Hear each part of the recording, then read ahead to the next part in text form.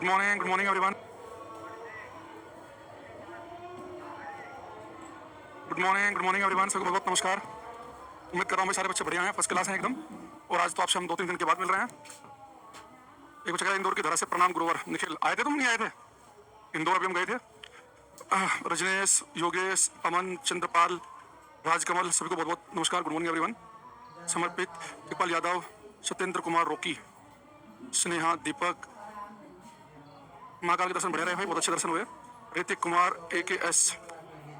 Sir आप नहीं दिखे, वहाँ आए थे हम, थोड़ा लेट आए थे मतलब इवेंट में, तो मैं था वहीं पे। ये बच्चा कह रहा दिखे नहीं आप, थोड़ा लेट पहुंचा था, लेकिन फिर शाम तक मैं वहीं पे था। हाँ, अनुराग, किशोर कुमार, खत्री, मनव्वर, सरुद्दीन, गुलशन, सबको नमस्कार। आज वही क्लास में हम बढ़िया से टॉपिक पढ़ेंगे। आज की क्लास में थ्योरेटिकल टॉपिक चलेगा और हर एग्जाम के लिए इंपॉर्टेंट है, तो ध्यान से समझेंगे, ठीक है। उज्जैन का सफर बढ़िया था एकदम। दीपक, शिव कुमार, मनीष शर्मा, जय माता दी भाई, राधे राधे कह रहे हैं Shiv Kumar. Good morning, good morning, good morning. चलो ठीक है, अब शुरू कर दें। अच्छा, अब यहाँ पे आज की क्लास में एक तो भाई कई दिनों के बाद क्लास ले रहा हूँ मैं, इंदौर से आने के बाद। इंदौर उज्जैन से पहली क्लास है, तो राइटिंग थोड़ी सी मेरी तो 2-3 दिन में बिगड़ जाती है। यहाँ पे लिखेंगे हम एनोमलस बिहेवियर ऑफ वाटर। जल का असामान्य या विचित्र व्यवहार। जल का असामान्य या विचित्र कह सकते हैं आप, विचित्र व्यवहार। अच्छा टॉपिक है, थ्योरेटिकल, और इससे बहुत बड़े बड़े टाइप के क्वेश्चन बनेंगे। लक्ष्मण सिंह जी यहाँ देखते रहो, मैं श्रेया, मनीष शर्मा, सब यहाँ देखोगे। अब कमेंटबाजी करेंगे हम बंद। बेटा हमने यहाँ पे सब लिखा कि जल का व्यवहार जो है वो असामान्य है, विचित्र है। अब ऐसा हम क्यों लिख रहे हैं कि जल का व्यवहार अजीब सा क्यों है, ये भी आपको थोड़ी देर में पता चल जाएगा। अच्छा, मैं आपसे पूछूंगी इन जनरल, जब हम किसी चीज को गर्म करते हैं, हीट देते हैं, उष्मा देते हैं, तो हीट देने से चीजें एक्सपेंड करती है, फैलती है कि सिकुड़ती हैं? आपने सर जनरली तो नहीं देखा कि चीजों को हीट देंगे, उष्मा देंगे, एनर्जी देंगे, तो हीट देने से चीजें एक्सपेंड करती है, फैलती है। तभी तो ट्रेन की पटरी में जहां पर हम जोड़ लगाते हैं, ट्रेन की पटरी में, तो जहां पे जोड़ लगता है तो थोड़ा सा गैप छोड़ देते हैं, ताकि ट्रेन की पटरी अगर फैलने भी लगे तो बीच में थोड़ी जगह होनी चाहिए एडजस्ट करने के लिए। तो गर्म करने पर चीजें एक्सपेंड करती है, फैलती है। अब देखो पानी के साथ में मामला कैसा है। मान लो कि आपके पास में पानी है 0 डिग्री सेल्सियस का। याद करो, मैंने आपको बताया था कि मेरे पास 0 डिग्री का बर्फ भी हो सकता है, 0 डिग्री का पानी भी। अगर मेरे पास 0 डिग्री का बर्फ है, उसे मैं धीरे धीरे हीट दूं, तो जब तक सारा का सारा बर्फ पानी में नहीं बदलेगा, जब तक सारा का सारा आइस वाटर में कन्वर्ट नहीं होगा, तो उस घोल का, बर्फ और पानी के घोल का तापमान 0 रहता है। यानी मेरे पास ऐसा बर्फ हो सकता है जिसका तापमान 0 हो, और ऐसा पानी भी हो सकता है इसका तापमान 0 हो। तो 0 डिग्री पर बर्फ और पानी दोनों अवस्थाएं हमें मिल सकती हैं। अब मैंने 0 डिग्री का पानी लिया और इसे हीट देना शुरू किया। टेंपरेचर 0 है, बढ़ के हो गया 1 डिग्री, और दिया 2 डिग्री, और दिया 3, और दिया 4। तो टेंपरेचर लगातार बढ़ा है, 0 से 1, 2, 3, 4। तो गर्म करने पर, टेंपरेचर बढ़ने पर चीजें एक्सपेंड फैलती हैं। लेकिन पानी को गर्म करें तो पानी सिकुड़ता है। अगर पानी को 0 डिग्री पे पानी इतने जगह घेर रहा था, इतना वॉल्यूम था उसका, तो हम पानी को गर्म करना शुरू करेंगे तो पानी सिकुड़ने लगेगा और 4 डिग्री तक उसका वॉल्यूम कम होता है। लेकिन हम पानी को 4 डिग्री से ऊपर अगर गर्म करें तो बाकी चीजों की तरह पानी अब एक्सपेंड फैलना शुरू कर देता है। यानी पानी का व्यवहार कितना विचित्र सा है कि पानी को 0 से लेकर 4 तक गर्म करेंगे तो पानी सिकुड़ेगा, यानी कम जगह घेरेगा, उसका वॉल्यूम घटेगा। और 4 से ऊपर गर्म करेंगे तो पानी फैलेगा, उसका वॉल्यूम आयतन बढ़ जाएगा, ठीक है। अब यानी कि मैं वाटर की बात करूं, वाटर की, तो मैंने बेटा पानी के साथ क्या होता है, अगर हम पानी को 0 डिग्री सेल्सियस से लेके 4 डिग्री सेल्सियस तक गर्म करें, 0 से लेकर 4 तक, तो पानी का जो वॉल्यूम है, पानी का जो आयतन है, वो घटता है। तो पानी को 0 से लेकर 4 तक गर्म करेंगे तो पानी का वॉल्यूम घटेगा। लेकिन हम पानी को 0 से लेकर 4 तक गर्म करेंगे तो पानी का वॉल्यूम घटता है और 4 से ऊपर बढ़ता है, यानी कि सबसे कम कहाँ हुआ, 4 पर। तो ठीक 4 डिग्री सेल्सियस की अगर हम बात करें, एट 4 डिग्री सेल्सियस, बेटा पानी का जो वॉल्यूम है, इसका जो आयतन है, वो होता है मिनिमम। पानी का वॉल्यूम होगा मिनिमम। लेकिन हम पानी को 4 डिग्री से ऊपर गर्म कर दें, अबव 4 डिग्री सेल्सियस, इसका वॉल्यूम आयतन बढ़ेगा। तो दोबारा समझना, मैंने क्या कहा कि अगर पानी को 0 से गर्म करना शुरू करें, 0 से 1, 2, 3, 4, तो 0 से लेकर 4 तक पानी का वॉल्यूम आयतन आपको घटते हुए दिखेगा।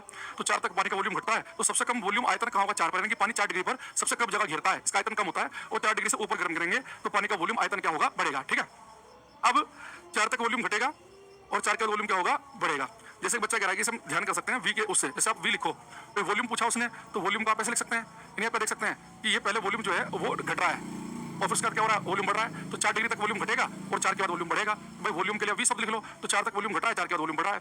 अच्छा, दूसरी चीज पेपर में, लेकिन आपसे जब वो क्वेश्चन पूछता है, अगर बहुत ही आसान क्वेश्चन पूछे,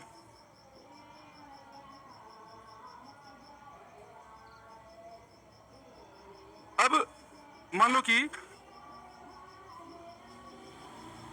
पेपर जब मैं आपसे बहुत ही आसान क्वेश्चन पूछेगा तो ये पूछेगा कि किस तापमान पर पानी का वॉल्यूम आयतन सबसे कम होता है 4 डिग्री। मान लो कोई कॉन्स्टेबल टाइप से का पेपर दे रहे हैं, सिंपल सा कोई पेपर है, तो आ जाएगा कि पानी जो है इसका वॉल्यूम सबसे कम कहाँ होता है 4 डिग्री पर। लेकिन वो एक्चुअल में आजकल ऐसे क्वेश्चन नहीं पूछता अच्छे पेपर में। वो क्वेश्चन कैसे पूछता है यहाँ पे ध्यान देना, वो एग्जाम में क्वेश्चन पूछता है कुछ ऐसे। वो आपसे कहेगा अगर हम पानी को 0 डिग्री सेल्सियस से लेके 10 डिग्री सेल्सियस तक गर्म करें, तो मान लो 0 डिग्री का पानी है, 10 डिग्री तक मैंने उसे गर्म किया, तो पानी को अगर 0 से लेकर 10 तक गर्म करें तो उसके वॉल्यूम आयतन पर आपको क्या फर्क दिखाई देगा? कोई बच्चा बताएगा?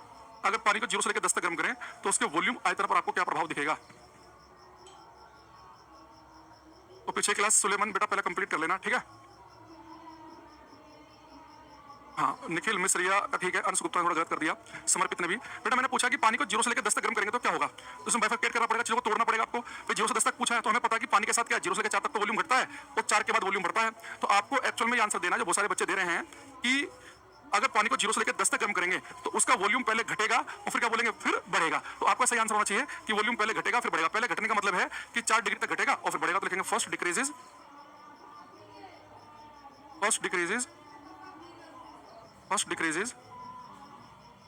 And then increase. पहले घटता है फिर बढ़ता है। आप इसे याद रख सकते हैं माइनस कोमा प्लस से कि पहले घटेगा और फिर क्या होगा, बढ़ेगा। तो वो पेपर में नॉर्मली आपसे पूछा 0 से लेकर 20 तक गर्म करें, 0 से लेकर 12 तक गर्म करें, 0 से लेकर 10 तक गर्म करें, तो आपको देखना है कि 0 से लेकर 4 तक बिहेवियर अलग है और 4 से ऊपर बिहेवियर अलग है, ठीक है? ठीक है सुलेमान, तो पहले घटेगा फिर बढ़ेगा, यानी कि माइनस कोमा प्लस, ठीक। अच्छा दूसरी चीज आप यहाँ पे एक बात और देखना, जब मैं आपसे कह रहा हूँ कि 0 से लेकर 4 तक पानी का वॉल्यूम घट रहा है, 0 डिग्री से 1 गए, 2 गए, 3 गए, 4 गए, तो वॉल्यूम घट रहा है। अगर मैं उल्टा करूँ यानी कि मैं 4 से हूँ, पानी को ठंडा करके 3, 2, 1 और 0 पर जम जाएगा, यानी पानी जब ठंडा होते होते जमना शुरू करता है तो क्या होगा, अगर 0 से लेकर 4 तक वॉल्यूम घट रहा है तो 4 से 0 पर तो वॉल्यूम बढ़ना चाहिए। यानी अगर मैं पानी को ठंडा करते करते उसे बर्फ बना दूं, जमा दूं, यानी पानी जब जमना शुरू करता है, पानी ठंडा है फ्रिज में रखा और ठंडा होते होते जमने लगा, तो यानी कि जब पानी जमना शुरू करता है, ठंडा होते होते जमने लगता है, बर्फ बनने लगती है, तो उसका वॉल्यूम बढ़ता है। अब उसका वॉल्यूम आयतन बढ़ने का मतलब पता क्या है? वॉल्यूम आयतन बढ़ने का मतलब ये है, भाई कमेंट हटाने दो यार, कुछ बच्चों को पढ़ना है नहीं, फालतू की कमेंटबाजी कर रहे हैं। देखो अब मैंने कहा कि 0 से लेकर 4 तक वॉल्यूम घट रहा है, लेकिन अगर मैं पानी को 4 से ठंडा करते करते 0 पे लेकर जाऊं तो 0 से लेकर 4 तक वॉल्यूम घटा तो 4 से 0 पे तो वॉल्यूम बढ़ेगा। यानी पानी जब जमने लगता है तो उसका वॉल्यूम इंक्रीज करता है, बढ़ता है। इसलिए आप देखना, अगर आप अपने घर में कांच की बोतल लो, उसके अंदर पूरा पानी भर के उसे टाइट बंद कर देना, बिल्कुल पानी भर दिया और उसे फ्रीजर में छोड़ देना। जब उस बोतल के अंदर का पानी जम के बर्फ बनेगी ना, तो कांच की बोतल चटक जाएगी, टूट जाएगी। क्यों? क्योंकि जब पानी जमता है तो उसका वॉल्यूम बढ़ता है, आयतन बढ़ता है, उसे ज्यादा स्पेस, ज्यादा जगह चाहिए घेरने के लिए। तो इसलिए अगर आपने कांच की बोतल के अंदर पानी भर के रख दिया फ्रिज के अंदर, क्यों टूट जाती है? क्योंकि पानी जमने के दौरान फैलता है, जमने के दौरान पानी का वॉल्यूम बढ़ता है। अगर आपने कांच की बोतल नहीं ली, प्लास्टिक की ली, उसे पूरा पानी से भर के रख दिया ना, पता क्या होगा? इससे जो बोतल होती है ना, उसमें आपने देखा होगा वो नीचे की तरफ कोई गहराई सी होती है बोतल में, नीचे की तरफ होती है गहराई। तो अगर आपने प्लास्टिक की बोतल पूरी पानी से भर के फ्रिज में रख दी ना, तो नीचे हिस्सा जो अंदर को दबा हुआ है फूल के बाहर को आ जाता है ये, और बोतल रखो कहीं पर लुढ़कने लग जाएगी। तो पानी जिस समय जमता है तो उसका वॉल्यूम आयतन बढ़ता है, तो जमने के दौरान तो पानी का जो वॉल्यूम है, इसका जो आयतन है वो क्या होता है, इंक्रीज। जब पानी जमेगा तो उसका वॉल्यूम बढ़ेगा। तो इस चीज को हम क्या करेंगे, मैं इधर साइड में लिख देता हूँ, नेक्स्ट पेज पे वापस आएंगे इसमें हम, तब एक लाइन लिखेंगे, इससे बड़े बड़े क्वेश्चन बनते हैं, इंपॉर्टेंट लाइन है, during freezing of water its volume increases।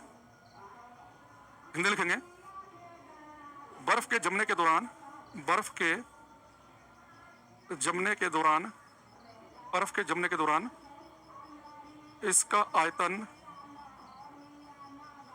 बढ़ता है। बर्फ के जमने के दौरान इसका आयतन बढ़ता है, यानी कि बर्फ जमेगी तो वॉल्यूम बढ़ेगा, इसलिए कांच की बोतल टूट जाएगी। जो बहुत ही कोल्ड कंट्री होते हैं, यूरोप में, यहाँ बहुत ठंड पड़ती है, वहाँ कई बार पानी के पाइप तक फट जाते हैं। मान लो किसी पाइप में पानी चल रहा पूरा भर के, पानी चल रहा, अचानक से टेंपरेचर डाउन हुआ तो पानी की बर्फ जम गई, तो जब पानी जमता है उसका वॉल्यूम तो बढ़ता है, वो तो फैलेगा। वॉल्यूम बढ़ने का मतलब कि ज्यादा स्पेस चाहिए, तो वॉल्यूम बढ़ेगा तो पानी के पाइप तक फट जाते हैं। तो कई बार धातु के पाइप भी फट जाते हैं या कांच की बोतल टूट जाती है। उन सबकी वजह क्या है कि जिस समय भी पानी जमते हुए दिखे, बर्फ नहीं, पानी के जमने के दौरान, पानी के जमने के दौरान, पानी के जमने के दौरान इसका आयतन क्या होता है, बढ़ता है। अब एक चीज बताओ, अगर पानी को जब मैं जमा रहा हूँ, इसकी आइस बना रहा हूं तो वॉल्यूम बढ़ रहा है, तो यानी कि जब अगर जमते समय वॉल्यूम बढ़ रहा है तो पिघलते समय 0 डिग्री का मान लो बर्फ है, तो पिघल के पानी बन रहा है तो वॉल्यूम घटेगा। यानी अगर पानी जमने के दौरान आयतन बढ़ रहा है, फैल रहा है, तो बर्फ पिघलने के दौरान तो आयतन घटता होगा ना। तो इसी में इसका ठीक उल्टा लिख लेंगे, एक line, during melting of ice its volume decreases. Hindi में लिखेंगे, बर्फ के पिघलने के दौरान, बर्फ के पिघलने के दौरान, बर्फ के पिघलने के दौरान इसका आयतन घटता है। बर्फ के पिघलने के दौरान इसका आयतन घटता है, ठीक है। तो बेटा पानी जमेगा तो पानी के जमने के दौरान क्या होता है, वॉल्यूम बढ़ता है, और बर्फ के पिघलने के दौरान आयतन क्या होता है, घटता है। और ये जो फर्क आता है ना, ये लगभग 10% का फर्क आता है। यानी जब बर्फ पिघल के पानी बनेगी तो उसका वॉल्यूम 10% घट चुका होगा, और पानी जब जम के बर्फ बन रही होगी तो 10% वॉल्यूम बढ़ चुका होगा। अभी जो मैंने आपको बातें बताई हैं, इन सब समय आपको थोड़ी देर में क्वेश्चन भी दिखाऊंगा जो कि अलग अलग पेपर में आए हुए हैं आपको पीडीएफ से, ठीक है। अच्छा दूसरी चीज, अब पहले यहाँ तक की बात हो गई। अगर जब आप ये वॉल्यूम शब्द पढ़ते हो, आयतन शब्द, तो आपने एक नाम सुना होगा डेंसिटी, घनत्व। तो डेंसिटी को भी हमें समझना पड़ेगा, ठीक है। अच्छा देखो यहाँ देखना, डेंसिटी, घनत्व। डेंसिटी का फॉर्मूला होता है मास अपॉन वॉल्यूम। डेंसिटी होता है मास अपॉन वॉल्यूम, द्रव्यमान बटे आयतन। डेंसिटी को हम लिखते हैं डी से, मास को एम से, वॉल्यूम को वी से। अब यहाँ पर आप बड़े ध्यान से देखें, डेंसिटी जो है, घनत्व जो है, वो आप कहेंगे सर वॉल्यूम आयतन के ठीक विपरीत क्रमानुपाती है, इनवर्सली प्रोपोर्शनल है। भाई आप डेंसिटी मैंने शायद पहले बताया होगा, मैं दोबारा एक बार बता देता हूँ। मान लो कि बेटा ये 2 कमरे हैं, इस कमरे के अंदर 4 लोग सो रहे हैं और इस कमरे में भी 4 लोग सो रहे हैं। अगर हमें सोने का मौका मिले तो हम किस कमरे में बिस्तर लगा के सोना पसंद करेंगे, ठीक है। इस कमरे में भी 4 हैं, इसमें भी 4 हैं, लेकिन तब भी आप इस वाले रूम में सोना पसंद करोगे। मैं कहूंगा भाई पहले वाले में सो जाओ, दूर क्यों जा रहे हो? आपको गुरुजी कैसे बात कर रहे हो? ये छोटे से स्टोर में भी अपने 4 लोग भर रखे हैं, इतने बड़े हॉल में भी 4 लोग भरे हैं। तो ये जो स्टोर रूम है, जो कमरा है, मुझे बहुत ही भरा भरा लग रहा है, बहुत ही डेंस लग रहा है। अगर कम जगह में ही बहुत सारा मटेरियल भर दिया जाए, अगर कम जगह में ही बहुत सारा मटेरियल भर दिया जाए, तो हम कहेंगे कि बहुत ही डेंस है, इसका घनत्व बहुत ज्यादा है। तो अगर कभी कोई आपसे कहे कि इस मटेरियल की डेंसिटी, इसका घनत्व बहुत ज्यादा है, तो समझ जाना, वहाँ पे कम जगह में बहुत सारे पार्टिकल्स भरे हुए हैं। अगर किसी की डेंसिटी कम है तो बहुत बड़े स्पेस में भी कम ही पार्टिकल होंगे। जैसे आपने एक नाम सुना होगा पॉपुलेशन डेंसिटी, जनसंख्या घनत्व। सब बिहार राज्य की पॉपुलेशन डेंसिटी बहुत ज्यादा है, यानी बिहार में कम जगह में बहुत सारे लोग रह रहे हैं, तो पॉपुलेशन डेंसिटी ज्यादा है। लेकिन सिक्किम की पॉपुलेशन डेंसिटी कम है, सिक्किम में बहुत बड़े एरिया में भी कम लोग रहते हैं। तो डेंसिटी घनत्व क्या बता रहा है? अगर कम से कम वॉल्यूम है मेरे पास, कम से कम आयतन है, और उसके अंदर वॉल्यूम कम है और एक वॉल्यूम ज्यादा है, और दोनों जगह पार्टिकल सेम लिया मैंने, 4 यहाँ 4, यानी कि मास को दोनों जगह सेम लिया। लेकिन जहाँ पर वॉल्यूम कम है, वही 4 आदमी है, वही 4 आदमी इतने बड़े कमरे में है, तो जहाँ पे वॉल्यूम कम होगा वहाँ डेंसिटी घनत्व क्या होगा? ज्यादा। यानी डेंसिटी और वॉल्यूम एक दूसरे के विरुद्ध क्रमानुपाती, इनवर्सली प्रोपोर्शनल है। तो वॉल्यूम घटेगा तो डेंसिटी बढ़ेगी। तो मेरा काम हो गया। तो 0 से लेकर 4 तक पानी का वॉल्यूम घटता है, पानी सिकुड़ता है, अगर वॉल्यूम घटा है यानी कि 0 से लेकर 4 तक पानी की डेंसिटी, इसका घनत्व क्या होगा? बढ़ेगा, ठीक है। अच्छा 4 पे पानी का वॉल्यूम मिनिमम है, तो डेंसिटी कैसी होगी? मैक्सिमम। तो घनत्व सबसे अधिक कहाँ पे होता है? 4 डिग्री पर, मैक्सिमम, ठीक है। और सबसे 4 डिग्री पर डेंसिटी कैसे होगी? मैक्सिमम। 4 से ऊपर वॉल्यूम बढ़ रहा है तो यानी कि डेंसिटी घटेगी, घनत्व घटेगा। यानी अगर कोई मेरे से पूछे कि हम पानी को 0 से लेकर 10 तक गर्म करते हैं, तो हमने क्या बोला था कि उसका वॉल्यूम पहले घटता है और फिर बढ़ता है। 4 तक वॉल्यूम घटेगा फिर उसके बाद में बढ़ेगा। लेकिन डेंसिटी क्या होती है? पहले बढ़ती है और फिर क्या होती है? घटती है। तो डेंसिटी पहले बढ़ेगी और फिर क्या होगी? घटेगी। तो यहाँ पर हम लिखें डेंसिटी घनत्व। डेंसिटी बेटा पहले बढ़ती है और फिर घटती है, तो प्लस माइनस लिख लो कि पहले बढ़ेगी और फिर क्या होगी? घटेगी। लेकिन आप दोनों चीजें याद मत रखना। अरुणाचल प्रदेश की भी कम है, जितने भी नॉर्थ ईस्ट के स्टेट हैं उन सबकी कम है पॉपुलेशन डेंसिटी। बिल्कुल सही कह रहा है बच्चा, ये नॉर्थ ईस्ट में सारे स्टेट में कम है। अब यहाँ पे देखना कि अब अगर आप दोनों याद करोगे तो कंफ्यूज हो जाओगे। जैसे मैं अपना खुद बताता हूँ, मैंने अपना खुद जो है वो मैंने केवल वॉल्यूम वाला याद किया हुआ है कि माइनस कोमा प्लस की वॉल्यूम पहले घटता है पानी का और फिर बढ़ता है। तो अब केवल वॉल्यूम वाला रखो कि 4 तक वॉल्यूम घटेगा, 4 पे सबसे कम होगा, 4 के बाद बढ़ेगा। तो वॉल्यूम का रखेंगे कि पहले घटेगा फिर बढ़ेगा। लेकिन मान लो पेपर में डेंसिटी का आ गया, तो वॉल्यूम का लिख लो साइड में कॉपी में, रफ पेज पे, कि वॉल्यूम पहले घटता है फिर बढ़ता है। डेंसिटी पूछ लिया तो पेपर में बैठ कर उल्टा कर देना कि डेंसिटी घनत्व पूछ रहा, तो यानी कि अगर वॉल्यूम पहले घट रहा है फिर बढ़ रहा है तो डेंसिटी पहले बढ़ेगी और फिर घटेगी। तो वही क्या उल्टा कर देना, यानी कि अपना दोनों चीजों को एक साथ ही कर रहे हैं तो कंफ्यूजन क्रिएट होगा। अब मैं क्वेश्चन जो है आपको पीडीएफ में दिखा देता हूँ कि पेपर में आपको क्वेश्चन कैसे कैसी शक्ल में दिखाई देंगे। एक बार उस बात है करेक्ट सेट। अच्छा ये क्या हो रहा है? टक टक की आवाज क्यों आ रही है? अरे लग रहा बुरा मान जा रहा है भाई। 5 6 7 में होगा शायद कुछ क्वेश्चन, 7 को बाद में देखेंगे, पहले इनसे कर लेते हैं।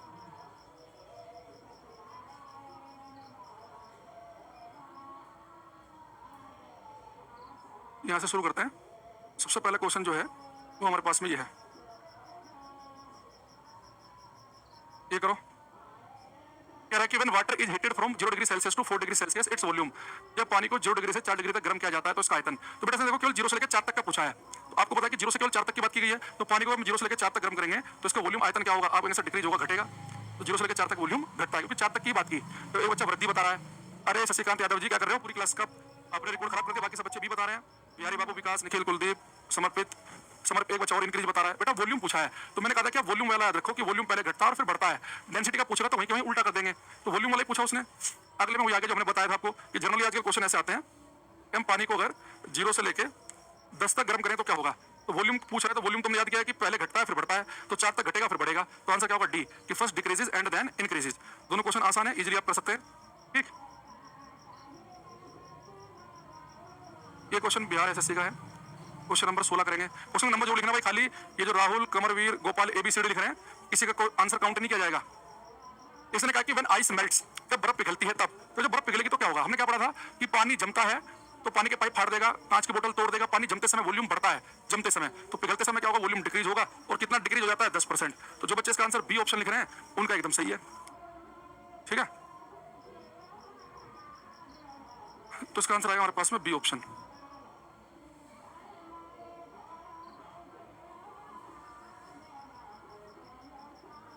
ये करो क्वेश्चन नंबर 17। तेंद्र कुमार रोकी, गोपाल कुमार, शशिकांत यादव, राहुल KR, धीरज गुप्ता जी, मनीष शर्मा लगातार हमें कुछ न कुछ आंसर भेज रहे हैं। अमन सिंह। क्वेश्चन नंबर 17 कह रहा है कि पानी से भरी कांच की बोतल फ्रीजर में रखने पर टूट जाती है क्योंकि? बेटा आपको पता कि पानी की बोतल अगर हम भर के रख देंगे फ्रीजर में, क्यों टूटती है? जब पानी जमता है तो उसका वॉल्यूम बढ़ता है। ये कह रहा है कि बोतल श्रिंक करती है, बोतल कोई फर्क नहीं पड़ता कांच की बोतल में। वॉल्यूम ऑफ वाटर डिक्रीज नहीं, फ्रीज नहीं। Volume water increasing on freezing. जब पानी जमने पर इसका आयतन बढ़ता है तभी तो कांच की बोतल टूट जाएगी। हमने क्या पढ़ा था कि जब पानी जमता है तो वॉल्यूम बढ़ता है और बर्फ पिघलती है तो वॉल्यूम घटता है। तो पानी के जमने के दौरान इसका वॉल्यूम, इसका आयतन बढ़ जाता है। ठीक है, तो आंसर क्या बनेगा इसका? C option. जमते समय वॉल्यूम बढ़ता है और पिघलते समय वॉल्यूम घटता है। ठीक है, ओके सर, हमारा एक डाउट है, पूछो भाई। क्लियर हो गया तक की बात? अच्छा, वापस आते हैं।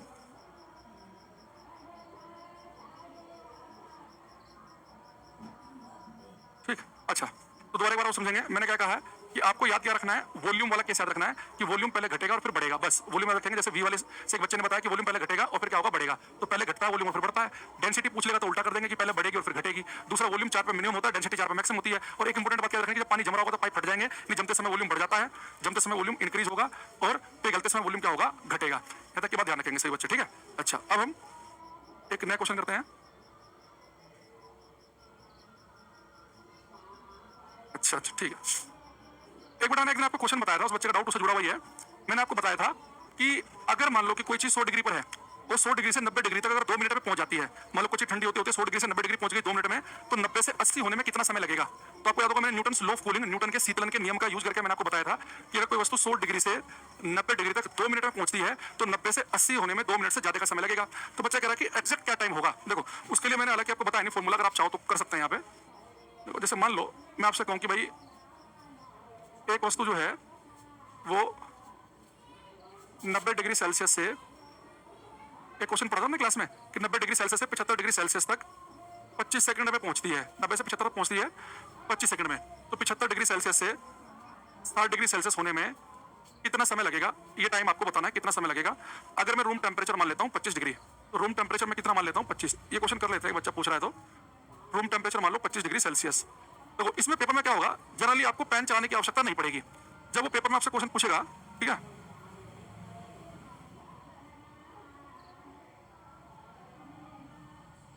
बैच का नाम बताओ पहले आप अपने रवि, क्योंकि 2-3 बैच मर्ज हैं इसमें ना, तो कौन सा बैच है आपका वो बताएंगे तो बताऊंगा। अब देखो पेपर में आपको शायद पेन ना चलाना पड़े, क्योंकि वो 100% देखो क्या करेगा। अगर 90 से 75 होने में 2 सेकंड 25 सेकंड लगे तो 75-60 होने में कितना समय लगेगा? तो एक ऑप्शन तो 25 सेकंड वाला रखेगा ही, उसे बाहर कर देना। एक ऑप्शन 25 सेकंड से कम का भी रखेगा, उसे बाहर कर देना। तो हो सकता है कि 2 ऑप्शन आपको मिले, 2 ऑप्शन में लिख देगा कि जो 25 सेकंड से अधिक का समय होगा। तो एक में 25 से थोड़ा सा अधिक समय होगा, मान लो 28-30 सेकंड का, और एक को ज्यादा कर सकता है 55-60 सेकंड का। तो जो थोड़ा सा ज्यादा उस पर टिक लगा देना। लेकिन फिर भी आपको एक्जैक्ट वैल्यू निकालनी है कि सर ठीक है 90 से 75 होने 25 सेकंड लग रहे हैं, तो 75-60 होने 25 सेकंड से अधिक का समय लगेगा। तो पर कितना? 27 सेकंड की, 28 की, 29 की, 30 की, 32। तो कैसे निकालेंगे? मैं इसका एक फॉर्मूला है, देखो हमने क्या पढ़ा था वो फॉर्मूला को देखना। फॉर्मूला है delta theta by T equal to K T bar minus T naught. ठीक है, ये बेटा जो डेल्टा थीटा है ये क्या है? चेंज इन टेम्परेचर, की तापमान में कितना चेंज आ रहा है। ठीक है, ठीक है, मतलब जैसे यहाँ पे 90 से 75 हुआ ये, तो 90 से 75 होने में कितना समय लगा, यानी कि जो चेंज आया कि 90 से 75 पहुंचे, जो चेंज आया कितने समय में, ओ टी है यहाँ पे टाइम समय। ये बेटा कहते हैं कांस्टेंट है। टी बार क्या है बेटा? टी बार है एवरेज टेम्परेचर, ये टी बार है T1 प्लस T2/2। यानी जब मैं इस वाले कंडीशन के लिए लिख रहा हूँ कि 90 से 75 पहुंचे तो टी बार कैसे लिखेंगे? 90 प्लस 75/2 करके। ठीक है, अच्छा दूसरा ये टी नोट क्या है? ये रूम टेम्परेचर है, कमरे का तापमान, रूम टेम्परेचर कमरे का तापमान। अब देखो आपको क्या करना है, अगर मान लो आपका मन कर रहा है कि मुझे एक्जैक्ट वैल्यू निकालनी है कि 90 से 75 होने 25 सेकंड लगे तो 75-60 होने में कितने लगेंगे, तो ये फॉर्मूला पहले इस वाली कंडीशन के लिए लगाना, तो ऐसे कांस्टेंट की वैल्यू आ जाएगी। फिर इस वाली कंडीशन के लिए लगाना, कांस्टेंट की वैल्यू पुट कर दोगे तो टाइम निकल के आ जाएगा। अब मैं इसे अप्लाई कर रहा हूँ, इसे आप ध्यान से देखना कि अब हम एक्जैक्ट समय निकालने वाले हैं। अगर आप चाहो तो मैं काम करता हूँ यार थोड़ा सा ना कैलकुलेशन, जब मैं T1 प्लस T2/2 करूंगा 90-75 जोड़ूंगा तो 165/2 पॉइंटों में आएगा। तो मैं काम करूँ, अगर आपको आपत्ति ना हो मैं यहाँ पे 70 डिग्री कर लेता हूँ ताकि ना कैलकुलेशन थोड़ी सी आसान रहे। यहाँ 70 डिग्री कर लेते हैं, मान लो कि 90 से 75 होने में लगे 25 सेकंड, तो 70 से 50 होने में कितना समय लगेगा? ठीक, तो 90 से 75 20 डिग्री गिरा 25 सेकंड, तो 70 से 50 होने में कितना समय लगेगा? इसे थोड़ा सा कैलकुलेशन हमारी आसान रहेगी, ठीक है, और कोई वजह नहीं है ऐसे करने की, क्योंकि वहाँ पॉइंट में आंसर आता तो फालतू में हमें कॉन्सेप्ट सीखना है। यहाँ जाओ, अब जैसे ये बेटा मेरे पास में फॉर्मूला आ गया, इस फॉर्मूले को मैं पहले केस फर्स्ट के लिए अप्लाई करूंगा। तो केस फर्स्ट क्या है हमारा? ये है केस फर्स्ट, ये है केस सेकंड। तो 90 से 70 होने में लगे 25 सेकंड, तो यहाँ पे आ जाओ। डेल्टा थीटा का चेंज इन टेम्परेचर, चेंज कैसे निकालते हैं? फाइनल माइनस इनिशियल, तो 70 से 90 घटाएंगे तो कितने का चेंज आ गया? 20 का। कितने टाइम लग रहे हैं? 25 सेकंड। कांस्टेंट वैल्यू नहीं पता, टी बाय क्या है? T1 plus T2 by 2। 90 और 70 कितना हो गया? 160 बटे 2 यानी कि 80, और रूम टेम्परेचर कितना है? 25 डिग्री, ठीक है। तो माइनस 5 चौक 20, 5 पंजे 25, ये आ गया माइनस 4 बटे 5 इक्वल टू के। 80 में से 25 गया तो कितना बचेगा? 55, ठीक है। तो के की वैल्यू कितनी आ जाएगी? माइनस 4 बटे 5 गुणा 55, तो मैंने यहाँ पे लिख लिया ये मेरे पास आ गई कांस्टेंट की वैल्यू। अब यही सेम चीज हम करेंगे के सेकंड के लिए। के सेकंड में 90 से 70 से 50 हो रहा, चेंज कैसा था? फाइनल माइनस इनिशियल, 50 70 घटाएंगे माइनस 20 का चेंज आ गया। टाइम कितना लग रहा है? ये टाइम हमें निकालना है इस बार।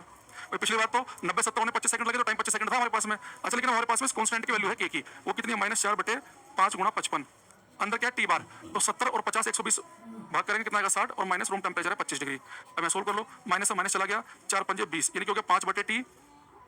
5 बटे टी किसके बराबर हो गया? 55, नीचे लिखा है 5 गुणा 55, और यहाँ कितना आएगा? 60 में से अगर 25 गए तो आएगा 35। सोल्व कर लो इसे, 5 सत्ते 35, 5 एकम 5, 5 एकम 5, तो 5 बटे टी इजगल टू हो गया ये 7 बटे 11 पंजे 55, तो टी की वैल्यू कितनी हो जाएगी? 7 टी इजगल टू 55 गुणा 5, तो टी की वैल्यू आ जाएगी 5 पंजे 25, 2 5 27, 275 बटे 7। तो सोल्व कर लेंगे, तो 7 14 7 21, 14 7 21, 7 चौक 28, 7 14 21, 21 6, 7 नीम 63, यानी कि कुछ ऐसा है, लगभग लगभग 39 सेकंड के आसपास का है, 35.7 नहीं आएगा। तो 7 14 7 21, 21 और 6 आएगा 7 नीम 63, ठीक है, यानी कि लगभग लगभग ये आ जाएगा आपका 39 सेकंड के आसपास का समय, लगभग लगभग 39 सेकंड के आसपास का समय आएगा। ये हमारा आंसर है। जब दोबारा समझना मैंने क्या किया है, हालांकि मैंने कहा कि आपसे कि पेपर में बहुत ही कम होगा कि आपको पेन चलाना पड़े, आपने बस इतना ध्यान रखना है कि 90 70 होने में 25 सेकंड लगे, तो 70 से 50 होने में 25 सेकंड से अधिक का समय लगेगा। पर वो सेकंड 25 से होगा कितना? 30 35 40 50 कितना होगा? उसके लिए फॉर्मूला ये है, ठीक है, टेम्परेचर पहले इसे फर्स्ट केस के लिए लगाओ, तापमान में चेंज कितना हुआ उसका टाइम आपको दे देगा कि 90 से 70 होने में लगे 25 सेकंड। तो हमारे पास क्या गया कि 70 में से हमने क्या घटाया? 90, तो माइनस के 20 और नीचे टाइम दे रखा था, क्या नहीं था? टी बार क्या? दोनों टेम्परेचर जोड़ के 200 भाग के, ये है रूम टेम्परेचर। तो इक्वेशन 1 हम जब केस फर्स्ट के लिए लगाएंगे तो कांस्टेंट की वैल्यू आ जाएगी। फिर ये क्या करेंगे? सेकंड केस के लिए लगाएंगे। सेकंड केस में टाइम हमें पता नहीं है, कांस्टेंट हम पहले निकाल चुके हैं, तो हमारे पास टाइम निकल के आ जाएगा, ठीक है। तो ये एक बच्चे ने पूछा था, मैंने इसलिए बता दिया है, पर अगर पेपर में क्वेश्चन डिजाइन करेगा ना टीचर, तो चाहेगा कि वो केवल आपसे ऑप्शन देखना चाहेगा, वो नहीं देखना चाहेगा कि आपको फॉर्मूला पता है कि नहीं पता है, ठीक है। चलो अब यहाँ पे आते हैं वापस जो हम पढ़ रहे थे इस पे, एनोमलस बिहेवियर ऑफ वाटर पे, ठीक है। जिसे देखना था बाद में देख लेना, क्लास को ना वीडियो को रोक के आराम से। अब यहाँ पे हम कुछ वैरायटी पे उड़ा रहे हैं, यहाँ देखो जिस बच्चे ने पूछा है एग्जैक्ट टाइम भी पेपर में पूछा गया है, लेकिन वो ऐसे पूछा उसने कि एक ऑप्शन तो जैसे मान लो 25 सेकंड लिख देगा, एक ऑप्शन ज्यादा वाला लिख देगा, एक लिख देगा कम वाला, एक वाला हो सकता है कि एक और कम वाला ही लिख दे, एक ही ऑप्शन ज्यादा वाला हो। तो नॉर्मली पेपर में सोल्व करने की आपको जरूरत नहीं पड़ेगी, वरना टाइम लगेगा क्वेश्चन करने में ना। तो वो आपका यहाँ पे नहीं देख रहा तुम कितने बड़े साइंटिस्ट हो, वो देख रहा है कि लॉजिक आपका कितना बढ़िया है, ठीक है। ये बेटा मेरे पास एक बीकर में पानी है, और ये पानी के अंदर एक आइस क्यूब तैर रही है, ठीक है, एक आइस क्यूब तैर रही है, और जिस समय आइस क्यूब तैर रही है तो उस समय जब आइस क्यूब तैरेगी तो कुछ हिस्सा उसका पानी के अंदर होता है, कुछ होता है बाहर। ये हमारे पास आइस क्यूब थी और इतना हिस्सा उसका पानी के अंदर है ये,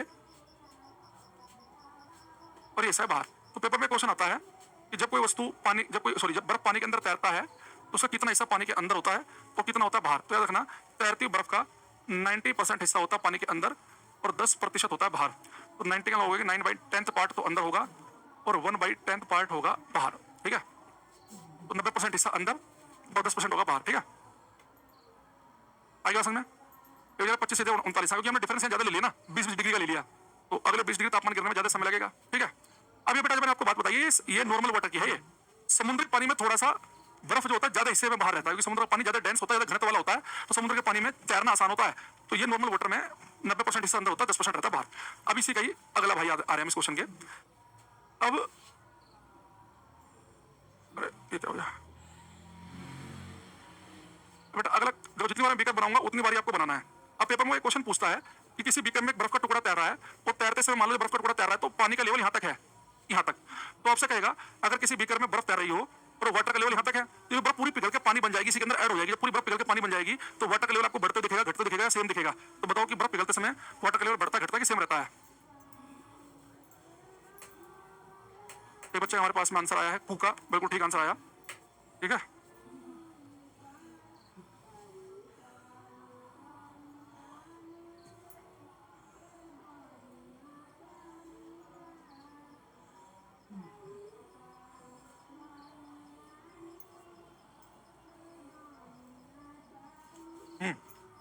जितने बच्चे कह रहे हैं बढ़ेगा उनका गलत है, जो कह रहे हैं घटेगा उनका महा गलत है, जो कह रहा है वाटर का लेवल सेम रहेगा उसका सही है। देखो, अगर किसी बीकर में एक आइस क्यूब तैर रही हो और उस आइस क्यूब के पिघलने के बाद में वाटर के लेवल पे कोई फर्क नहीं पड़ता, जो लेवल पहले था वही का वही रहेगा। मैं बताऊंगा इसका रीजन क्या है। आपने घर में देखा होगा, आपने गिलास पानी लिया और उसके मान लो कि आपने कोई पानी लिया, उसके अंदर कुछ बर्फ मिला डाल दी और पूरी ऊपर तक गिलास ऊपर तक बर्फ और पानी भरा हुआ है, जो बर्फ पिघल जाती है क्या गिलास से पानी बाहर निकलता है क्या? नहीं, वाटर का लेवल पे कोई फर्क नहीं पड़ता। क्यों नहीं पड़ता भी आएंगे उसको हम पहले लिखेंगे। आफ्टर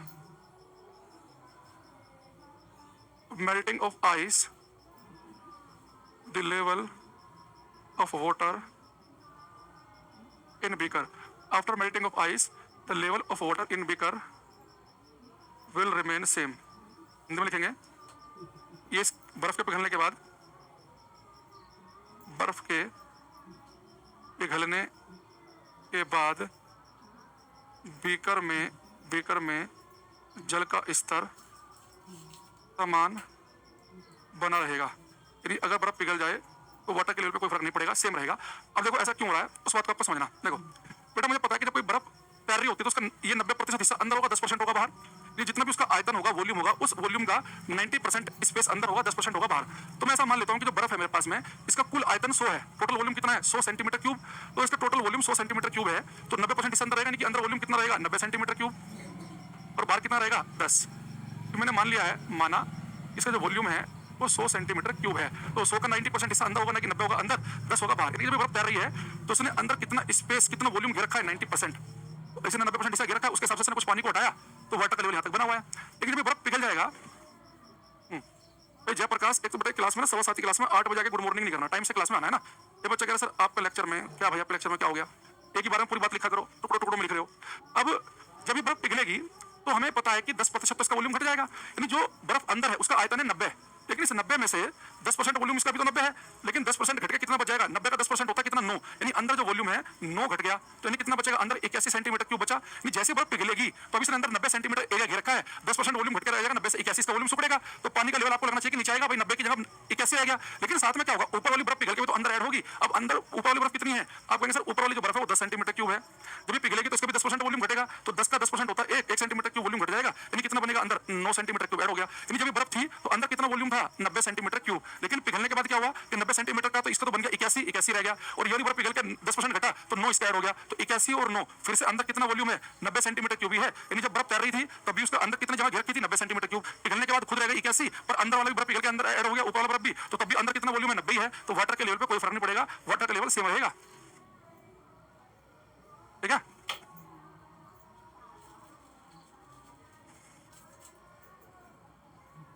एक वाटर आइस हो जाएगा तो डेंसिटी बढ़ेगा कि कम होगा। भाई देखो ना, बर्फ की डेंसिटी कम होती है तभी तो बर्फ पानी के अंदर तैरता है। पानी जो होता है उसकी डेंसिटी होती है, वाटर की डेंसिटी होती है 1 ग्राम सेंटीमीटर क्यूब, और जो आइस होता है ना उसकी डेंसिटी होती है 0.9 ग्राम सेंटीमीटर क्यूब। तो बर्फ की डेंसिटी पानी की 90% है, और बर्फ की डेंसिटी पानी की जितने % होगी उतना हिस्सा अंदर रहेगा। अब मैं दोबारा बता रहा हूँ, इस बात को समझो। मैंने क्या कहा, ये बच्चा अगर हवा नहीं लगा, अच्छा हवा नहीं लगा, दोबारा समझो। मैंने कहा कि जब ये आइस क्यूब तैर रहा था, आपने कहा कि ठीक है सर ये आइस क्यूब तैर रहा है, मैं हटा देता हूँ, दोबारा समझाता हूँ। जब ये आइस क्यूब तैर रहा था तो उसका कितना हिस्सा अंदर होता है पानी के, आप कहेंगे सर 90% हिस्सा अंदर होता है, 10% बाहर, यहाँ तक तो कोई आपत्ति नहीं होगी। अगर मैं आपसे कहूँ इसका टोटल वॉल्यूम है 100, टोटल वॉल्यूम 100 है, तो जो बर्फ तैयारी होगी 90% हिस्सा अंदर होगा, यानी कि 90 सेंटीमीटर क्यूब अंदर होगा, 10 सेंटीमीटर क्यूब होगा बाहर। यानी जो अंदर बर्फ है उसने कितना स्पेस घेर रखा है, आप कहेंगे सर 90 सेंटीमीटर क्यूब घेर रखा है, यहाँ तक कोई आपत्ति नहीं है, 90 घेर रखा है। लेकिन जब बर्फ पिघल जाएगी तो अंदर बर्फ का पानी बन जाएगा, तो 90 सेंटीमीटर क्यूब नहीं रहेगा। हमने पढ़ा कि बर्फ पिघलते समय उसका वॉल्यूम 10% घटता है। आज जो लिखवाया था कि जब बर्फ पिघलती है, बर्फ के पिघलने के दौरान इसका आयतन 10% घट जाता है, यानी जो बर्फ अंदर है इसका वॉल्यूम तो 90 सेंटीमीटर क्यूब है, लेकिन पिघल के पानी बन जाएगी तो 90 से इसका वॉल्यूम 90 का 10% कितना होता है 9, तो इसका जो वॉल्यूम है वो 10% घट गया, यानी कि 90 का 10% होता है 9, यानी कि कितना रह जाएगा 81 सेंटीमीटर क्यूब रह जाएगा। यानी अंदर जो बर्फ थी पहले उसने 90 सेंटीमीटर क्यूब स्पेस घेर रखा था, लेकिन पिघलते ही वॉल्यूम रह गया उसका 81। लेकिन जब बर्फ पिघलेगी तो ऊपर वाली बर्फ पिघल के अंदर ऐड होगी, ऊपर वाली बर्फ कितना है 10 सेंटीमीटर क्यूब, इसका भी 10% वॉल्यूम घटेगा, पिघलने में 10% वॉल्यूम घटता है, इसका 10% घट के रहेगा 81, तो उसका 10% घट के जो अंदर ऐड होगा वो कितना ऐड होगा 9 सेंटीमीटर क्यूब। तो 81 और 9 फिर से कितना हो गया 90, यानी कि जब ये बर्फ है तभी अंदर वॉल्यूम कितना है 90, पिघलने के बाद ये कैसी हुआ पानी बन गया, ये 9 हुआ, फिर से कितना है अंदर 90 ही है। तो जितना बर्फ जितने पहले स्पेस अंदर घेर की थी पूरा बर्फ पिघल के जब पानी बनेगा तो उस पूरे बर्फ का जैसे अभी टोटल वॉल्यूम कितना है 100 है, पूरा बर्फ पिघल के जब पानी बन जाएगा तो अंदर कितना वॉल्यूम उसके ऐड होगा 90 सेंटीमीटर क्यूब ही होगा, इसलिए वाटर के लेवल पे कोई फर्क नहीं पड़ेगा। ठीक है, तो दोबारा समझना, अगर किसी को डाउट आ रहा है तो मैंने क्या कहा कि एक चीज तो आप सीधे घटी लो कि जब बर्फ पिघलती है तो वाटर के लेवल पे कोई फर्क नहीं पड़ता है, जब बर्फ पिघलेगी तो वाटर के लेवल पे कोई फर्क नहीं पड़ेगा। एक तो याद कर सकते हैं। दूसरा ऐसा हो क्यों रहा है कि जो बर्फ थी तो अंदर उसने कितना आयतन घेर रखा है 90 सेंटीमीटर क्यूब घेर रखा है, लेकिन पूरी बर्फ पिघल के पानी बन जाएगी तब भी अंदर 90 सेंटीमीटर क्यूब जगह घेरेगी, क्योंकि खुद पिघल के 81 सेंटीमीटर बाहर खुद पिघल के 81 रह जाएगी, ऊपर वाला बर्फ पिघल के 10 से 9 आ जाएगा तो फिर से अंदर 90 ऐड होगा। ठीक है, आगे समझ में बहुत बढ़िया। अच्छा, इसी का एक भाई और करेंगे हम क्वेश्चन। एक बच्चा कह रहा है कि थोड़ा तो बढ़ेगा ही, आपके कहने से थोड़ा ना बढ़ेगा भाई, कह रहा है कि थोड़ा तो बढ़ेगा ही। एक से एक धुरंधर है, मतलब इसका मन कर रहा है कि थोड़ा सा बढ़ जाएगा तो इसलिए कह रहा बढ़ जाएगा। लॉजिक नहीं देखा है कि जब बर्फ है अंदर तो 90 सेंटीमीटर क्यूब हिस्सा घेर रखा है, पिघल के खुद 81 घेरेगी और ऊपर वाला बर्फ 9 ऐड करेगा तो टोटल 90 बन जाएगा। तो बेटा मेरा क्वेश्चन देखो आपसे ये है, मेरे पास में ये फिर से एक आइस क्यूब है जो कि तैर रही है। ठीक है, अब मैंने क्या किया कि एक आइस क्यूब तैर रही थी और मैंने इसके ऊपर एक सिक्का रख दिया, कॉइन रख दिया। अब केवल आइस क्यूब नहीं तैर रही, इस आइस क्यूब के ऊपर मान लो एक कांच का टुकड़ा रखा हुआ है या कोई 5 रुपए का सिक्का रखा हुआ है, एक सिक्का रखा है कॉइन। ठीक, अब मुझे एक चीज बताना, ध्यान समझना,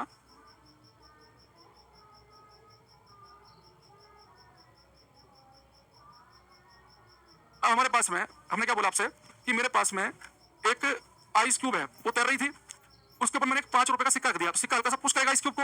अभी दोनों बड़े मजे के साथ तैर रहे हैं, तो इस बार एक आइस क्यूब एक सिक्के के साथ तैर रही है। जब आइस क्यूब सिक्के के साथ तैर रही थी तो पानी का लेवल बीकर में यहाँ तक है, यहाँ तक।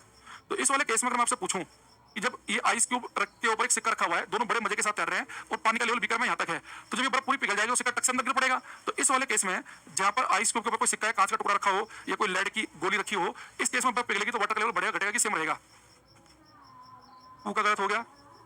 ये बच्चा हिंदी बोला करो, समझ नहीं आता बेटा, इतनी हिंदी इंग्लिश नहीं आती तो फिर क्यों तैयारी कर रहे हो हैं? हिंदी बोला करो, फलाना बोला करो।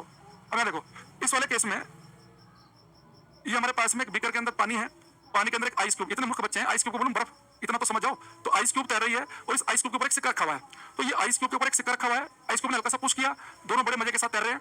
इस वाले केस में जब आइस क्यूब पिघल के पानी बन जाएगी, सिक्का अंदर गिरेगा, वाटर लेवल बढ़ेगा घटेगा, सेम रहेगा। देखो इसका आंसर होगा बेटा, इस वाले केस में वाटर लेवल जो है वो घटेगा। तो लिखेंगे, आइए बताऊंगा क्यों घटेगा। After melting of ice the level of water in beaker will decrease in this case। Hindi में लिखेंगे, बर्फ के पिघलने के बाद बर्फ के पिघलने के बाद बर्फ के पिघलने के बाद इस केस में पानी का लेवल घट जाएगा। बर्फ के पिघलने के बाद इस केस में पानी का स्तर या पानी का लेवल घट जाएगा। अगर बहुत सारे बच्चों को ये बात हजम नहीं हो रही होगी, और जिन्हें हजम हो भी रही हो पुराने किसी बैच में पढ़ चुके हैं, 99% संभावना है। देखो अब बहुत सारे बच्चों को क्या लगता है, क्योंकि ये पिछले वाला क्वेश्चन है ना, पेपर में ज्यादा आता है, ये 90% केस में ही क्वेश्चन आता है कि बर्फ तैर रही है, पिघलने पर वाटर का लेवल क्या रहेगा, सेम। तो बहुत सारे बच्चों ने रट्टा मार रखा है कि जब बर्फ पिघलेगी तो हम सीधे टिक लगा देंगे कि वाटर का लेवल सेम रहेगा। तो बहुत सारे बच्चे जब ये क्वेश्चन आता है कि बर्फ पिघलने पर वाटर के लेवल पर क्या फर्क पड़ेगा, वो ढंग से क्वेश्चन पढ़ते भी नहीं है, वो सेम पे टिक लगा देते हैं। जो ढंग से पढ़ता है सोचता नहीं, यहाँ तो चेंज है, यहाँ केवल आइस क्यूब नहीं तैर रही, आइस क्यूब के ऊपर एक सिक्का भी रखा हुआ है, अभी दोनों मिलकर तैर रहे हैं। तो वो सोचते हैं कि भाई इस वाले केस में जब बर्फ पिघलेगी तो सिक्का क्या ही फर्क डाल देगा, तो भी वो सेम पे टिक लगा देते हैं। कुछ सोचते नहीं, जब बर्फ पिघल के पानी बनेगी और सिक्का अंदर गिरेगा तो सिक्का हल्का फुल्का तो वाटर का लेवल बढ़ाएगा ही, वो बढ़ने वाले पे टिक लगा देते हैं। वो क्यों गलती करते हैं मैं क्लास में बताता हूँ। उसकी वजह यह है कि हमने बचपन में कहानी पढ़ी है प्यासा कौवे वाली, बचपन में कहानी आपने पढ़ी होगी कि एक घड़े में पानी होता है लेकिन वो पानी का लेवल रहता है कम। अब हुआ क्या कि ये कौवा आया, ये कौवा प्यासा भी और थोड़ा होशियार भी है, तो उसने क्या देखा कि इसकी जो चोंच है वो पानी तक पहुंच नहीं पा रही, तो ये क्या करता है कि अगल बगल में जो पत्थर के टुकड़े पड़े होते हैं उन टुकड़ों को उठाता है, जो छोटे टुकड़े पड़े हैं वो क्या करेगा, उन टुकड़ों को यहाँ डालना शुरू करता है। ये टुकड़े अंदर गिरते हैं, पत्थर के टुकड़े, ये ईंट पत्थर के टुकड़े हैं, तो टुकड़े डालने से क्या होगा, पानी का लेवल बढ़ता है, और जब उसकी चोंच तक पानी आ जाएगा तो उसने पानी को पी लिया। तो बच्चों को लगता है कि जैसे हमने घड़े में पानी था, अगल बगल से पत्थर टुकड़े डाले, पानी का लेवल बढ़ गया, तो लगता है कि यहाँ पे बर्फ पिघलेगी, सिक्का अंदर गिरेगा, तो अभी पानी का लेवल बढ़ना चाहिए। ठीक है, अब इन दोनों केस को आपको रिलेट नहीं कर सकते, पता क्यों नहीं कर सकते? दोनों केस बिल्कुल अलग हैं। इस वाले केस में बेटा जो आपने बर्फ, ये जो आपने ये पत्थर के टुकड़े, ये जो ईंट पत्थर जो भी डाला अंदर, कंकर डाली, ये आपने जबरदस्ती बाहर से ला के डाली है, तो ये बाहर से ला के डाल रहे हैं, तो ये जैसे अंदर गिरेंगी तो ये क्या करेंगे, पानी के लेवल को बढ़ाएंगे। लेकिन इस वाले केस में जो सिक्का गिर रहा है ना अंदर, ये सिक्का इस सिस्टम में पहले से ही मौजूद है। ये सिक्का आपने अपनी जेब में से निकाल के नहीं डाला, यहाँ पे ये सिक्का रखा हुआ था इसके ऊपर, दोनों तैर रहे थे, तो उस समय आपने देखा कि दोनों तैर रहे हैं, तो वाटर का लेवल ये है, तो पिघलने के बाद क्या होगा, तो सिक्का जो सिस्टम के अंदर पहले से ही मौजूद है, तो इस वाले केस को आपको रिलेट नहीं करना है। अब इस बात को मैं करते हैं, दोबारा समझने की कोशिश करते हैं। इस समय पहले आपको आसान तरीके से बताता हूं, बिल्कुल आसान तरीके से, ठीक है? पहले आप इसका बहुत ही बेसिक तरीका देखना, फिर टेक्निकल तरीके पाएंगे हम बाद में। तो जैसे जैसे मैं क्लास में बोलूंगा, आप अपने दिमाग में बिल्कुल वैसे ही वीडियो बनाना। जैसे कि मैं अगर आपसे बोलूं कि भाई मेरे पास में एक बाल्टी है जिसमें हम सोच बनाते हैं, उस बाल्टी को दिमाग में लेके आओ, बाल्टी, मग, पानी, ठीक है? वीडियो बनाया। अब मान लो कि आपकी बाल्टी में पानी का लेवल 70% तक है, 70% तक पानी भरा हुआ आपकी बाल्टी में। अब आपने उसमें मग छोड़ दिया, मग हल्का है, पानी में तैर रहा है।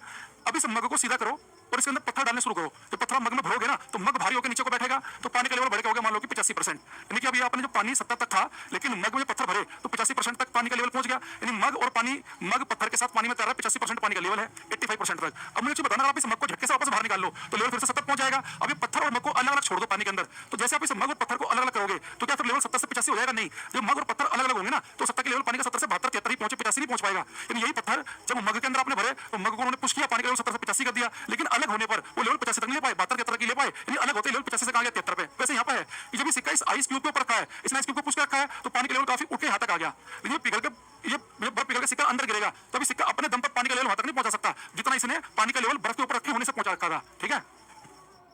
आगे बात समझे? तो यानी कि हमने क्या देखा कि अगर हम किसी बीकर में एक आइस क्यूब तैर रही है और इस आइस क्यूब के ऊपर, उस आइस के ऊपर एक सिक्का रख देंगे, तो वो बर्फ पिघलेगी, तो वाटर का लेवल पहले के मुकाबले क्या हो जाएगा, डिक्रीज, ठीक है? अब यहाँ पर लेकिन बहुत सारे बच्चे क्या करते हैं, मेरे से सुनने के बाद रट्टा मार लेते हैं वो कि बर्फ पिघलने वाला केस आएगा तो पेपर में डिक्रीज पर टिक लगा देंगे। बेटा डिक्रीज पर हमेशा नहीं लगाना, पेपर में ज्यादातर केस आता है सेम वाला। तो आपको देखना है कि केवल अगर वो बर्फ पिघलने की बात करेगा तो बोलेंगे वाटर का लेवल सेम रहता है, लेकिन वो कह दे पेपर में कि बर्फ के ऊपर कोई सिक्का रखा हुआ है, या उसके अंदर कोई लोहे की बोल फंसी हुई है, या उसके अंदर ऊपर कोई कांच का टुकड़ा रखा हुआ है, अगर केवल आइस क्यूब नहीं है तो पिघलने वाटर क्या बोलेंगे, सेम। अरे पसंद में, अरे हाँ ना, मगर ब्रिक की जगह पानी रखेंगे तो बेटा दोनों उसमें इतना फर्क नहीं पड़ेगा कि पानी जो अंदर और बाहर है दोनों सेम ही डेंसिटी वाले हैं। आपको ऐसी चीज रखनी पड़ेगी सिक्के के बर्फ के ऊपर जो भारी हो, जिसकी डेंसिटी पानी से ज्यादा हो, जो बर्फ के पिघलने पर डूबती हो, ठीक है? अब यहाँ पे मैं क्वेश्चन पूछ रहा हूँ आपसे, अब आपको बताना कि इसका आंसर सेम वाला होगा या डिक्रीज वाला होगा। तो क्वेश्चन पढ़ के आप बताएंगे कि पेपर में आप डिक्रीज वाले पर टिक लगा के आएंगे कि सेम वाले पर टिक लगा के आएंगे।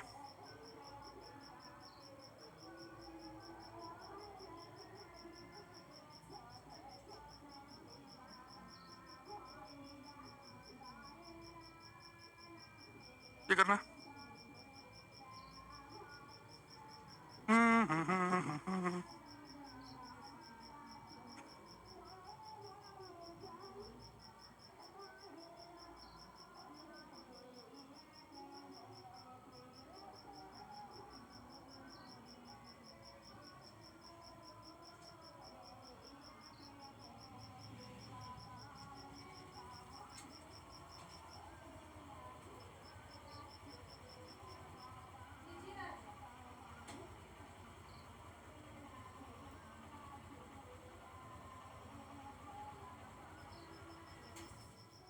इसने कहा है जब एक गिलास पानी में तैरता बर्फ का टुकड़ा पिघलता तो पानी कैसे बेटा? यहाँ पे क्या लगा कि बर्फ का टुकड़ा पिघलने की बात की है, यहाँ कोई सिक्का रखा है, बोल रखी है, फलाना रखा, ठिकाना रखा, किसी की बात नहीं की। तुम सीधे बोलेंगे वाटर लेवल क्या रहेगा, वही रहेगा, समान बना रहेगा। तो सबका आंसर सी ठीक है।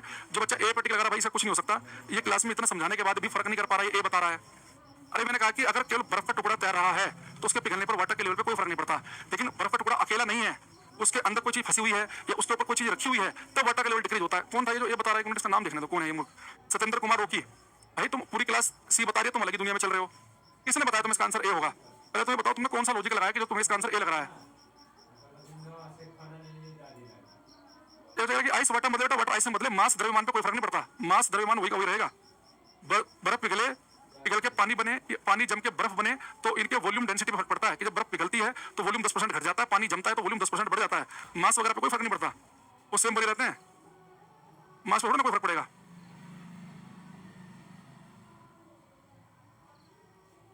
तो ये क्वेश्चन डायरेक्ट आज की क्लास का, पानी का घनत्व किस तापमान पर सबसे अधिक होता है? 4 डिग्री सेल्सियस पर। है ना? तो आसान क्वेश्चन है, टाइम खराब नहीं करेंगे इसमें हम। एक क्वेश्चन देखो ये था,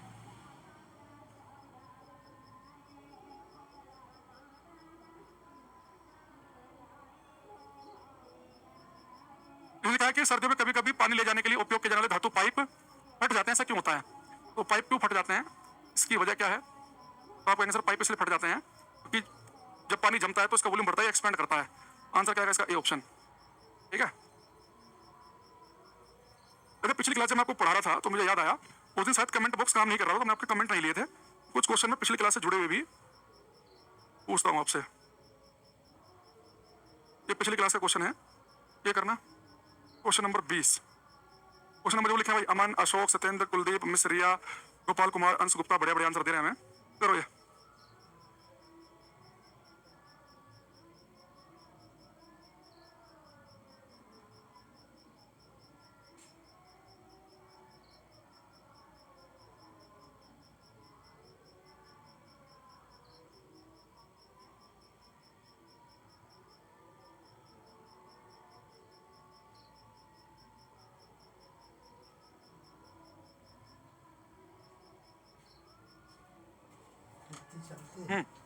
बेटा लिखा है इसने कि एक गैस बिहेव करती है एक आइडियल गैस की तरह कब?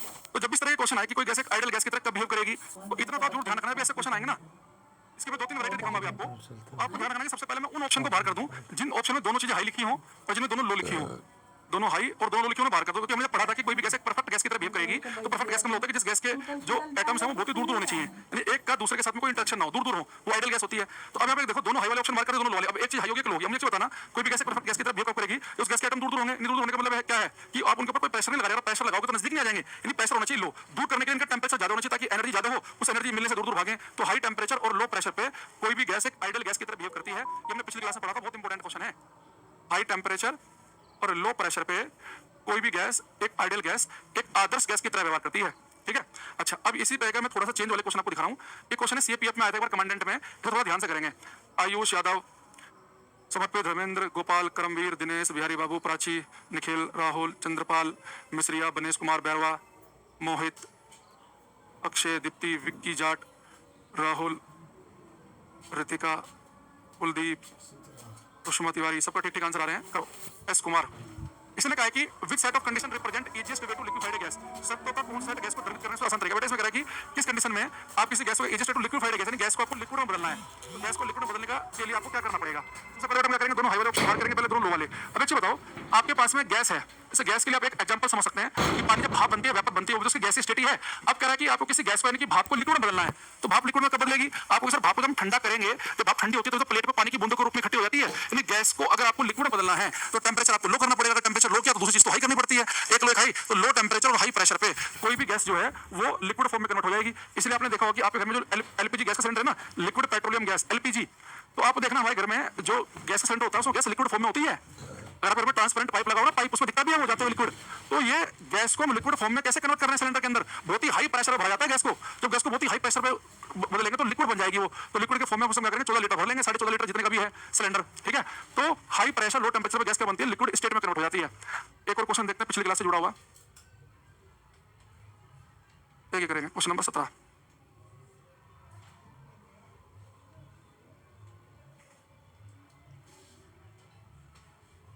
सत्येंद्र, प्राची, गोपाल करते रहो। इसने कहा कि density of A gas is maximum. तो बेटा डेंसिटी क्या होती है? डेंसिटी होती है कोई भी गैस, कह रहा है कि कोई भी गैस है उसकी डेंसिटी मैक्सिमम कब होगी? डेंसिटी होती है मास अपॉन वॉल्यूम। तो डेंसिटी मैक्सिमम तब होगी जब वॉल्यूम कम से कम हो। वॉल्यूम कम से कम, कि वो जगह कम से कम घेरे। तो किसी गैस की डेंसिटी मैक्सिमम तब होगी उसे कम से कम जगह में भरने किसी गैस को, तो कम से कम जगह भरने के लिए प्रेशर ज्यादा लगाना पड़ेगा। अगर प्रेशर हाई है तो दूसरी चीज हम लो रखते हैं, यानी कि लो हाई प्रेशर लो टेंपरेचर पे किसी गैस की डेंसिटी कैसी होगी? मैक्सिमम।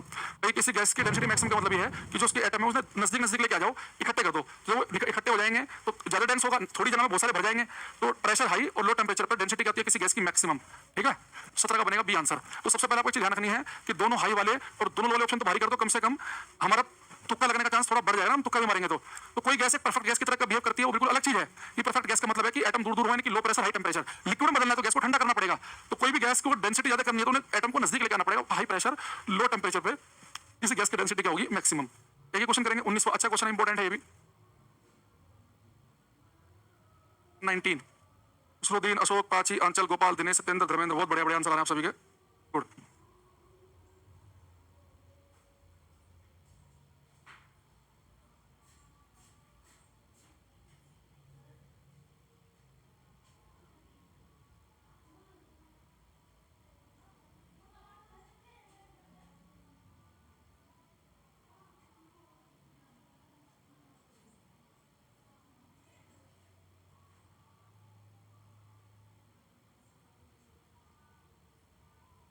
इसमें आगे boiling point of liquid increase.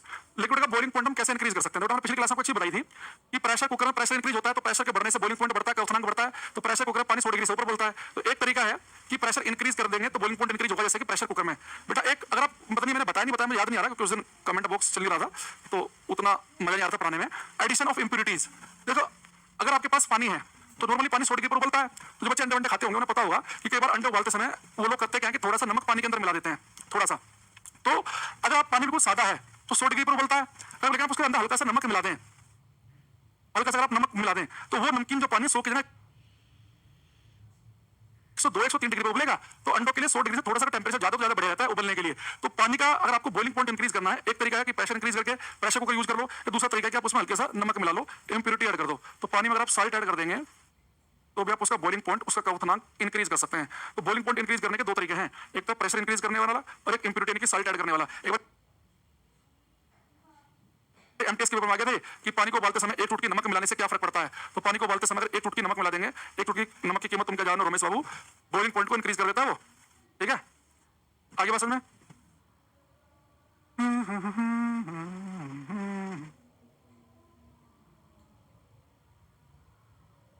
चलो आज के लिए इतने रखते हैं, बाकी कल की क्लास में देखेंगे। ठीक है, कल की क्लास में एक तो हम पढ़ेंगे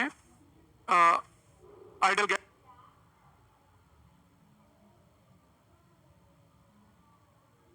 इक्वेशन वगैरह की बात करेंगे। फिर वहां से हम कुछ आइसोथर्मल एडियाबैटिक प्रोसेस कुछ ये पढ़ेंगे। फिर चैप्टर के एंड में चलेंगे थर्मोडायनामिक के नियम पढ़ेंगे, थर्मोडायनामिक्स लो, और कुछ और बातें बताऊंगा। अगली दो क्लास जो है उसमें टेक्निकल चीजें आएंगी, थ्योरेटिकल टेक्निकल चीजें, कॉन्सेप्चुअल। एक बच्चा कह रहा है कि अच्छा निखिल तुम्हारा बस तो फिर एंड से में होगा, है ना। चलो आज के लिए इतना ही, बाकी मिलेंगे नेक्स्ट क्लास में। Thank you, bye,